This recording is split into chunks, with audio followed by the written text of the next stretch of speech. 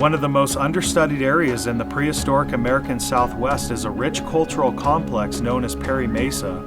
Located in the Agua Fria National Monument, Clovis and archaic people first occupied the high mesa tops, hunting large game and migrating with the seasons. Thousands of years later, the first signs of permanent occupation begins around 950 to 1000 AD with the presence of the pre-classic Hohokam. This occupation was short-lived, and it wasn't until the 13th century when Perry Mesa saw a large population increase. A gradual shift away from pit house dwellings and towards Pueblo architecture took place. New agricultural systems were used by capturing rainwater and near complete modification of the mesa tops. In the 14th century, Perry Mesa experienced a massive population boom, and large sites that rival what was built in Chaco Canyon are scattered across the mesa tops for miles upon miles. Numerous sites consist of 300 plus rooms, while others have over 150 rooms, suggesting a very large population. Architecturally, the pueblos of Perry Mesa lack interior plazas but do display evidence of exterior plazas. Room blocks thus become spaces for living and storage. One of the more unique features are the presence of racetracks where foot races and possibly dancing ceremonies were displayed and held. Zuni and Hopi people today use such features in ceremonial and competitive practices. Material technologies in any culture give archaeologists tremendous insight on cultural identification, trade networks, and daily living practices. The ceramic assemblage at Perry Mesa is very diagnostic, but still has us asking more questions about cultural identity. Sites on the outer edge of Perry Mesa carry a fairly consistent amount of Prescott black on gray and Prescott plainwares than what is found in the core area of the Agua Fria National Monument. All sites located at Perry Mesa display a high percentage of polished plain and redware ceramics that are nearly identical to what is found in the Verde Valley and Salt River. While some redwares are smudged on the interior, the vast majority are not, thus suggesting a unique identity to the Perry Mesa complex. Decorated types inside of Perry Mesa's core include Salado polychrome, Jettito yellow, and Winslow orange wares. When analyzing other material items, Perry Mesa people prize colorful adornments. Materials such as hematite, shell, azurite, argillite, and turquoise are all common throughout the cultural sphere. Although data recovery efforts are limited, the presence of a high concentration of shell and turquoise disc beads at larger pueblos may suggest higher status amongst certain individuals or a more complex importation economy with merchants of trade involved. The questions become, who were the people of Perry Mesa and what group did they identify with? Due to the lack of professional archaeology conducted inside of the National Monument, this remains unknown. However, the presence of racetracks and ceramic types could suggest ancestral relations to modern Hopi people. Rock art panels possibly displaying the image of Tlaloc, the Mesoamerican rain god, suggest ties further south into pre-Hispanic Mexico. While Sinawa plainware ceramic types are heavily present at Perry Mesa, so are Salado polychromes. If the Mesa House Sinawa people, they would not have interacted with Salado groups as relations were not pleasant or friendly. Evidence of such a claim is evident by the lack and almost non-existence of Salado polychromes in the Verde Valley. There is a strong possibility that the Perry Mesa population were not a migratory people from another region. Rather, they could be a local population with a unique identity. One way to test this is to see if Perry Mesa rose suddenly or gradually. Whatever happened in Perry Mesa, people suddenly abandoned it, and who knows where they went. It still remains a mystery. And that is why future research and development in archaeological and anthropological studies are so important. In this video, I want to take you step by step in recreating and reproducing a Perry Mesa style jar. Let's first travel down to the museum and take a look at an original example. Here is an original Perry Mesa jar donated to one of the local organizations and museums. And I don't have too many notes, but what I do have is quite inaccurate. I have Anasazi Salado culture, which is probably not true. 1150 to 1325, definitely not 1150. That's way too early for this style of jar. 1325 possible. Solid condition, Yavapai County, Arizona. Bloody Basin area, gathered in the 1950s. So the person that originally obtained this pot, he has since deceased, and the daughter ended up donating this, like I said, to one of the local organizations. Now, the original notes that are attached and inside of this jar say Salado Red, Bloody Basin District, 800 to 900 years old. So that's all the information that I have. But nonetheless, this is a very, very nice example. It is completely intact, no restoration, just a really beautiful, small Perry Mesa jar. And you can see it's completely oxidized, nice fire clouds, and oxidized throughout that interior.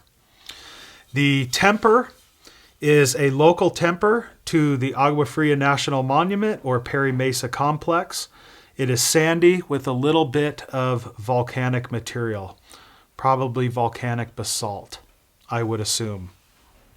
I'd have to rough up some more area to actually test that and look into it further, but that tells me, just by looking at some of the characteristics of the clay and the temper, this was produced locally inside of the now Agua Fria National Monument. But once again, a beautiful example, just a small little jar. And what's most unique about this jar is you can see that pookie form where the pookie sat is present. So you can see it's divoted around the bottom, and the bottom kind of protrudes out, which is very, very common in the Tuzagut phase in Sinawan culture and throughout the Agua Fria complex Perry Mesa areas. So once again, a really nice jar and nice fire clouding. So now let's dive into reproducing an Agua Fria National Monument Perry Mesa complex style jar.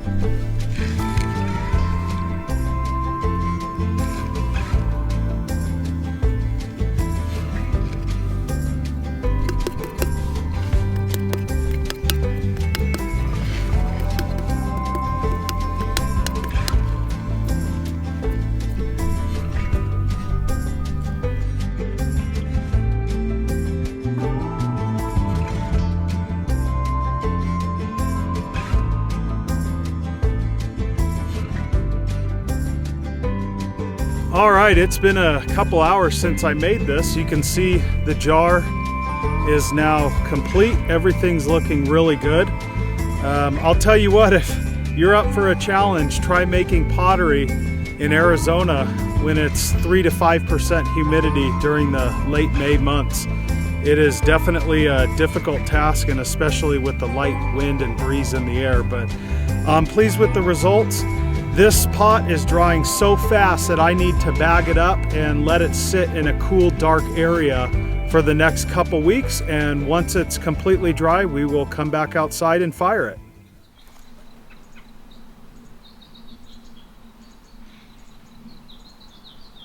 All right, so here's my Perry Mesa Agua Fria National Monument style jar.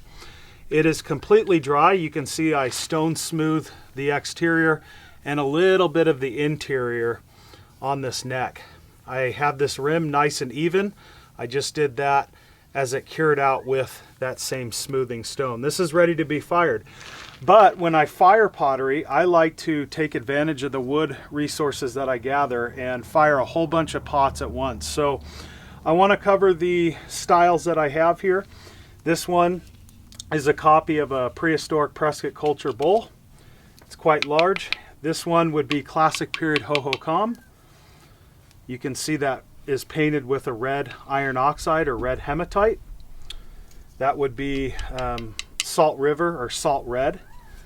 This one is a reproduction of a Tuzagut phase Sinawan style jar.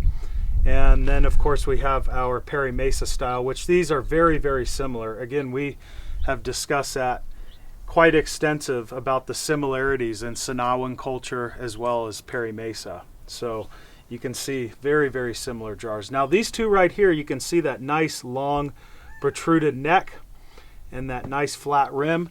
These would be classic period hohokam salado style, especially if I painted them with the red iron oxide. These are very common in later hohokam culture in the classic period. These two are still wet. You can see they're darker in color compared to the rest of this assemblage. I'm just waiting for them to cure out, and as soon as the wind dies down, we will fire all of these vessels and turn them into a hardened ceramic. I'm looking forward to that. We're going to have to give it a few more weeks though.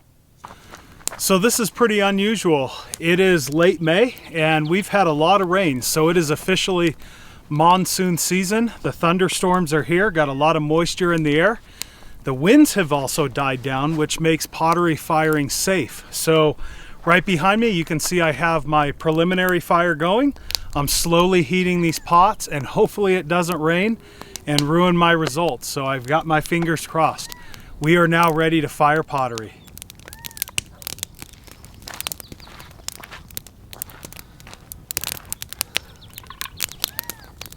Right now, my concern is the weather. I see right behind me, off to the west, these clouds are building. Now this jar right here has a little bit of cracking around the belly, so I don't think it's going to survive. We'll see how far those cracks end up going down into the pot, but that tells me I heated it up too fast with the humidity in the air. The rest of them look good, so if I lose one, no big deal.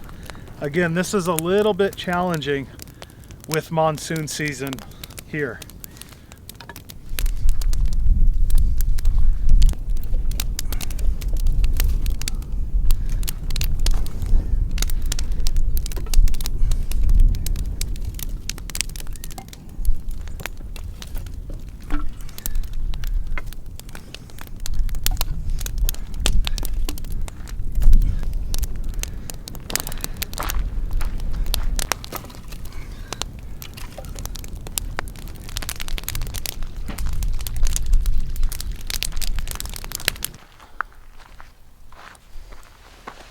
Well, I went ahead and raked these coals back away from the pottery, and here are my results. Looking at the pots, they all turned out good. The only one that has slight surface cracking, and once again, just shallow surface cracking, is this tall neck jar in a very small area. So I can definitely still use this with no problem whatsoever. really, I just rushed the process, quite frankly. I preheated this jar way too fast. I should have slowed down. But once again, we're kind of battling the weather, and this storm is less than a mile away, so I have to hurry this process up. So the true test is to see how these pots ring. Here is my Perry Mesa jar. Looking at it, beautiful, beautiful results. The nice thing about these polished wares is I am getting the same fire clouding that we find on sherds and vessels in the Agua Fria National Monument. So these are very, very close replicas. All right, let's test them out.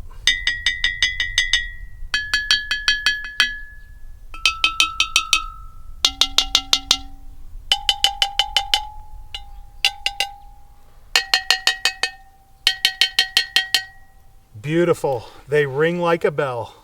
So it's been a few days since I fired this Perry Mesa Sinawan style jar. Once again, you can see the colors, the beautiful fire clouding, and I just love that ring. So I'm pleased with the results, and this jar will find itself a good home. I appreciate you watching. I'm Jeff with PrimitiveLifeways.com, and we'll catch you on the next one. Take care.